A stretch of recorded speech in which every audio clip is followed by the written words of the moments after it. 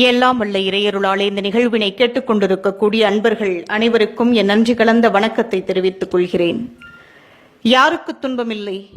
உங்கள் மனம் சோர்வடையும் போது நீங்கள் உங்களிடமே கேட்க வேண்டிய கேள்வி இது. கேட்டு பாருங்கள். உங்கள் மனம் அமைதியாகும், ஒரு தெளிவு பிறக்கும். இந்த உலகத்தில் துன்பமில்லாத மனிதர்கள் யாரும் இல்லை, அனைவருக்கும் துன்பம் இருக்கிறது. ஆனா நாம என்ன நினைக்கிறோம்? நான் மட்டும்தான் கஷ்டப்படுறேன், இந்த உலகத்திலேயே எனக்கு வர்ற துன்பம் மாதிரி, எனக்கு இருக்கிற துன்பம் மாதிரி யாருக்கும் இல்லை, எனக்கு மட்டும்தான் இந்த நிலைமை. என்ன வாழ்க்கை இது? நிம்மதி இல்லை. நாட்டில் கெட்டவங்கள்லாம் நல்லா இருக்காங்க, கடவுள் கூட நம்மளை சோதிக்கிறார், நமக்கு மட்டும் ஏன் இப்படி? இப்படி எத்தனை எத்தனை வார்த்தைகள், எத்தனை எத்தனை விரக்தியின் வெளிப்பாடுகள், சலிப்புகள். நாம் வாழ்க்கையின் யதார்த்தத்தை புரிந்து கொள்ளாததுதான் இதற்கெல்லாம் காரணம். வாழ்க்கையின் யதார்த்தம் என்ன? இந்த உலகத்தில் அனைவருக்கும் பொதுவானதுதான் இன்பமும் துன்பமும். இயற்கை அனைவருக்கும் ஒரே தீர்ப்பைத்தான் வழங்கி கொண்டிருக்கிறது. இந்த உலகத்தில் உயர்ந்தவர்களும் இல்லை, தாழ்ந்தவர்களும் இல்லை. இந்த மண்ணிற்காக வாழ்ந்தவர்களுக்கும் துன்பம் இருக்கிறது, தனக்காக வாழ்பவர்களுக்கும் துன்பம் இருக்கிறது.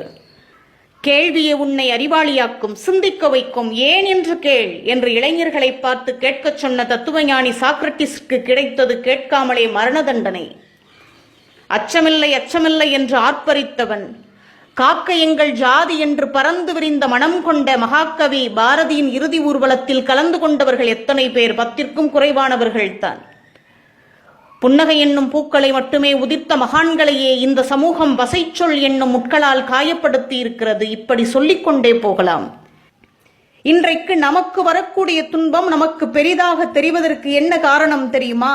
இன்றைக்கு நாம் மேலே இருப்பவர்களை மட்டும் பார்க்கிறோம், நமக்கு கீழே இருப்பவர்களை நாம் பார்ப்பதில்லை. அவருக்கு என்னப்பா, ஏசி கார்ல போறாரு, பந்தாவா போறாரு நினைக்கிறோம். நாமெல்லாம் அப்படியா?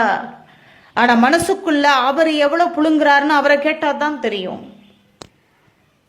வாழ்க்கையில் ஒன்றை மட்டும் தெரிந்து கொள்ளுங்கள், நமக்கு வரக்கூடிய துன்பம் மிகச் சிறியதாக தெரிய வேண்டுமா? நம்மை காட்டிலும் கீழே இருப்பவர்களை பாருங்கள். தமிழ் நூல் பேசுகிறது, தம்மின் மெலியாரை நோக்கி தமதுடைமை அம்மா பெரிதென்று அகமகிழ்க.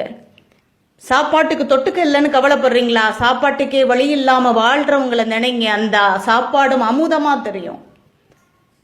லோன் போட்டு பைக் வாங்கியும் கார்ல போறவங்களை பார்த்து ஏங்குனா மகிழ்ச்சி இருக்காது. கால்நடையா போறாங்க பாருங்க, பஸ்ல இடம் இல்லாம படியில தொங்கிட்டு போறாங்க பாருங்க, அவங்கள பாருங்க, கடவுளுக்கு நன்றி சொல்லுவீங்க.